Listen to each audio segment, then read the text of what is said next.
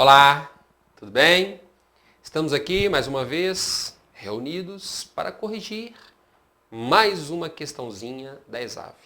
E a questão que nós vamos corrigir hoje é uma questão pauleira, né? Uma questão aplicada lá no concurso da Controladoria Geral da União. E por sinal, né? Nossa, foram anuladas várias questões de direito administrativo no concurso da CGU. E eu sei por quê. É porque a ESAV tentou dificultar demais a prova e acabou elaborando questões que não tinham fundamento.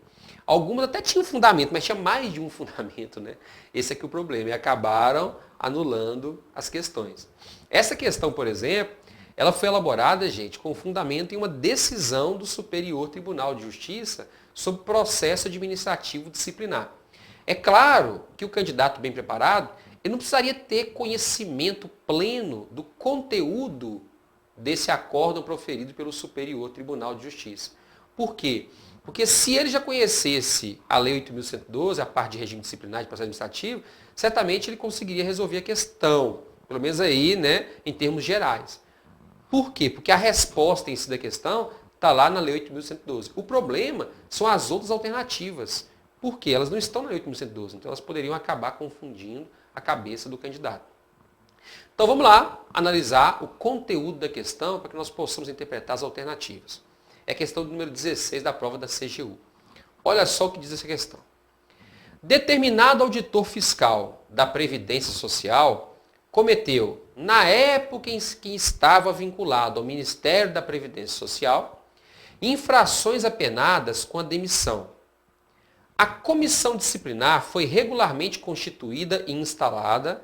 A fase do indiciamento também respeitou as exigências legais e o auditor indiciado foi declarado culpado, tendo sido, após o regular, contraditório e ampla defesa, punido com a demissão. Sobre a situação fática acima descrita, assinale a opção que esteja de acordo com a jurisprudência do Superior Tribunal de Justiça acerca do tema. Então, olha só, essa questão foi baseada em um acórdão proferido pelo Superior Tribunal de Justiça no julgamento do mandado de segurança 14598, lá do Distrito Federal. E aí, gente, nesse julgamento, o Superior Tribunal de Justiça se deparou com a seguinte situação. Um auditor da Receita Federal do Brasil, hoje, né, auditor da Receita Federal do Brasil, mas que no passado ele era fiscal do INSS, que era uma carreira separada, depois elas foram unificadas, né, com a criação da Receita Federal do Brasil. Então, esse hoje auditor da Receita Federal do Brasil, quando trabalhava lá no Ministério da Previdência Social, ele praticou algumas infrações. Hoje ele pertence à Receita Federal, ao quadro da Receita Federal. Mas o processo foi tramitando e hoje saiu a decisão. Foi demitido. E aí o que aconteceu? Esse caso chegou ao Superior Tribunal de Justiça. Por quê? Porque esse fiscal da Previdência Social apresentou vários recursos e levantou várias nulidades daquele processo administrativo disciplinar.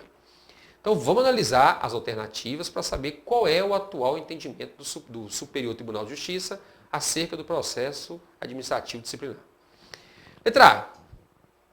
Apenas o presidente da comissão disciplinar deve ter a mesma hierarquia, ser ocupante de cargo efetivo superior ou de mesmo nível, ou possuir escolaridade igual ou superior à do indiciado. E aí? Certinho. A letra A é a resposta correta. Gente, a comissão de processo administrativo, ela vai ser composta por 3 membros. Dentre esses 3 membros, nós vamos ter um presidente. O presidente, segundo a Lei 8.112/90, ele tem que ocupar um cargo igual ou superior ao daquele servidor que está sendo processado. E da mesma forma, ele tem que ter escolaridade igual ou superior. E além disso, o presidente da comissão, ele tem que ocupar um cargo de provimento efetivo. Uai, professor, para mim os 3 membros da comissão tinham que ocupar cargo de provimento efetivo? Não. A lei diz que somente o presidente é que tem que ocupar cargo de provimento efetivo. Em relação aos outros dois, basta que eles sejam estáveis. Uai, professor, mas como é que um servidor vai ser estável e não vai ocupar cargo efetivo? É simples. Por exemplo, analise comigo. Vamos supor que hoje você é contratado pela administração pública, lá nos termos do artigo 37, inciso 9, para para prover uma necessidade temporária de excepcional interesse público. Você vai ocupar cargo público? Vai não.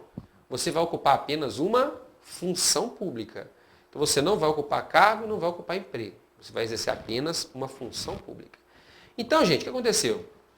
Em 5 de outubro de 88, com a promulgação da nossa Constituição Federal vigente, o artigo 19, lá do ato das disposições constitucionais transitórias, ele diz o seguinte: com a promulgação da Constituição hoje, em 5 de outubro de 88, eu vou considerar estáveis todos aqueles servidores que já estejam exercendo funções contínuas da administração há mais de 5 anos. Então, se o caboclo ocupava uma função na administração há mais de 5 anos, mesmo sem ter sido submetido a concurso público, ele se tornou estável. Só que o detalhe é o seguinte: ele só ocupava uma função, ele não tinha cargo público. Mas mesmo assim ele foi estabilizado, ganhou a estabilidade. Então, em tese, é possível que nós tenhamos um indivíduo que seja estável, mas não ocupe um cargo público efetivo. E se ele é apenas estável, ele pode integrar uma comissão de processo administrativo, mas ele não pode ser o presidente, porque o presidente tem que ocupar cargo público efetivo. Então, realmente, a resposta é a letra A. Letra B. A descrição minuciosa dos fatos deve ser exigida na portaria inaugural do processo disciplinar. Errado. Essa portaria inaugural do processo disciplinar, ela não tem que detalhar minuciosamente os fatos que estão sendo objeto de investigação. Por quê? Porque o objetivo dessa portaria é simplesmente divulgar o nome dos membros que estão compondo a comissão de processo administrativo disciplinar. Só isso. Então, o objetivo é divulgar o nome dos membros da comissão. Então, não há necessidade de divulgar, desde já, uma análise minuciosa daquele fato que está sendo apurado. Precisa não, está errado. C. A ausência de termo de compromisso do secretário da comissão... Espera só um minutinho que eu perdi aqui. A ausência de termo de compromisso do secretário da comissão gera nulidade do processo. Errado. Gente, essa designação, essa nomeação do secretário da comissão, ela decorre diretamente de lei. É a própria Lei 8.112 que impõe aquela designação, aquela nomeação. Sendo assim, não há necessidade de assinatura de termo de compromisso. Por quê? Porque se decorre da lei, aquela atividade em si é presumivelmente verdadeira. Ok? Letra D. A realização do processo administrativo disciplinar compete ao órgão ao qual o servidor encontra-se vinculado no momento da instauração. Eis uma dúvida muito cruel, que fez com que candidatos entrassem com recurso e mais recurso lá na prova. Lê com calma, olha só. A realização do processo administrativo disciplinar compete ao órgão ao qual o servidor encontrava-se vinculado no momento da instauração. Certo ou errado? Errado. Gente, é o seguinte. Vamos supor que o servidor ele está vinculado ao órgão A. Aí, enquanto ele está vinculado ao órgão A, ele pratica uma infração. E aí, alguns anos depois, ele passou a ocupar o quadro do órgão B. Então, ele praticou a infração quando ele estava nos quadros do órgão A. Hoje ele ocupa os quadros do órgão B. E aí? E aí que descobriu-se a infração praticada quando ele estava no órgão A. Só que hoje ele está lotado no órgão B. Isso significa que o processo vai ter que tramitar no âmbito do órgão B? Não. Na verdade, é até aconselhável que o processo tramite lá no órgão A. Por quê? Porque esse órgão A está mais próximo dos fatos.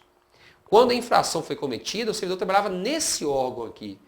Então, na verdade, não há nenhuma exigência legal de que tramite no órgão A ou B.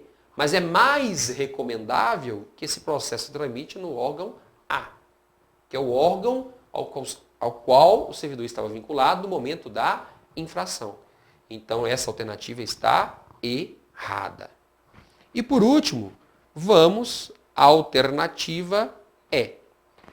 Não é possível o aproveitamento em processo administrativo disciplinar de prova obtida em ação penal, ainda que licitamente obtida e mesmo que assegurado o contraditório. E aí? Também está errado. Gente, o entendimento do Superior Tribunal de Justiça hoje é o seguinte, a administração em um processo administrativo pode utilizar provas que foram obtidas lá em um processo judicial, lá na esfera penal, por exemplo. Não tem problema. Só que, para utilizar essas provas no processo administrativo, é necessário que o juiz responsável pela guarda, pela conservação dessas provas lá no processo judicial, autorize, disponibilize essas provas. Por exemplo, lá no processo judicial, o juiz ele havia autorizado a quebra do sigilo telefônico de determinado investigado, que por coincidência é servidor público. E aí, essas provas obtidas licitamente lá no processo judicial, através da quebra do sigilo telefônico, podem ser utilizadas aqui no processo administrativo? Podem, desde que o juiz responsável pela conservação dessas provas tenha autorizado a utilização. E além disso, quando essas provas chegarem no processo administrativo, será necessário assegurar novamente o contraditório e a ampla defesa ao servidor que está sendo investigado, está sendo processado. Ok? Então, a questão inicialmente parecia difícil, mas quando você coloca ao lado a decisão do STJ que fundamentou a sua elaboração, aí fica muito simples, né? Por quê? É porque você simplesmente pega lá o voto do relator daquele acordo, que foi o ministro Og Fernandes, e aí você percebe que a Exaf simplesmente pegou, copiou e colou trechos do acordo e elaborou a questão. Aí fica facinho para responder. Não é mesmo? Então, estou muito feliz pela sua companhia hoje e em breve nos encontramos novamente. Tchauzinho e até mais.